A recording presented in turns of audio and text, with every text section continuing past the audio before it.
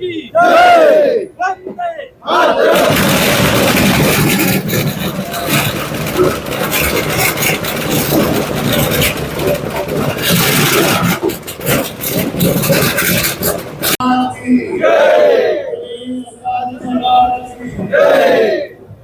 भारत माता की जय, वंदे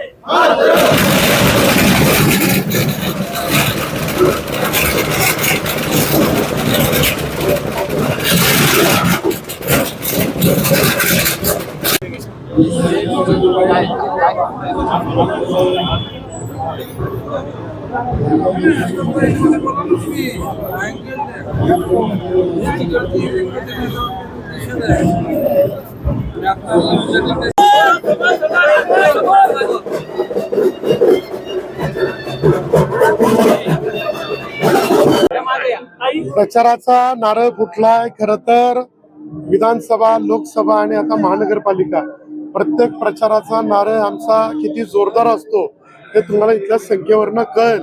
इथे एकही व्यक्ती कोणाला बोलवलं गेलं नाहीये, तर स्वतःहून जसजसे निरोप मिळाले तसे आलेले आहेत.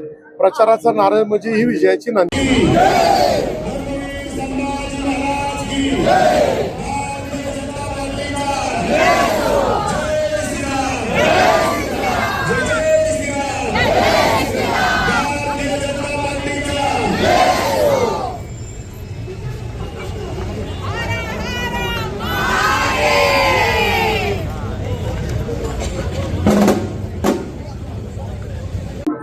या प्रतिमेचे आम्ही अभिवादन करून हाराचे अर्पण करून आज आम्ही विजय संकल्पाची या ठिकाणी उद्घाटन सोहळा आज केलेला आहे.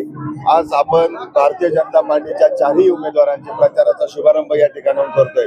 छत्रपतींना अभिवादन केलेलं आहे आम्ही आता, आणि राम मंदिरामध्ये जाऊन ही राम मंदिराचं त्या ठिकाणी दर्शन करून नारळ वाढून भैरवनाथ महाराजांच्या मंदिरात जाऊन नारळ वाढून या ठिकाणी आम्ही चारही उमेदवारांना विजयी करावं अशी प्रार्थना करून या प्रचाराची या ठिकाणी सुरुवात केलेली आहे. आणि आज तुम्ही पाहत आहात एवढा जनसमुदाय हा फक्त भारतीय जनता पार्टीचा कार्यकर्ता आहे. या ठिकाणी कुणालाही पैसे देऊन किंवा कुपन देऊन या ठिकाणी बोलवलेलं नाहीये. हे सगळे फक्त एका मेसेज वरती आलेले आहे. जसं समजेल हा भारतीय जनता पार्टीचा खरा कार्यकर्ता आपल्याला या चारही बाजूने तुम्हाला पाहायला मिळत, आणि हेच कार्यकर्त्यांच्या जोरावरती आम्ही चारही नगरसेवक पदावरती जाऊ एवढा विश्वास आम्ही या ठिकाणी व्यक्त करतो. विरोधकांना प्रेशर कुकर किंवा कुपन वाटण्याची का वेळ आली? त्यांना माहिती आहे की आपण कुणाला बोलवलं काय केलं तरी ते येणार नाही, म्हणून रात्रीच्या 11 वाजता कुपन वाटतात, प्रेशर कुकर वाटतात, आणि आमच्या प्रचार सभेला या, आमचा नारळ फोडायला या, पैसे देऊन त्या ठिकाणी या लोक बोलवले जातात.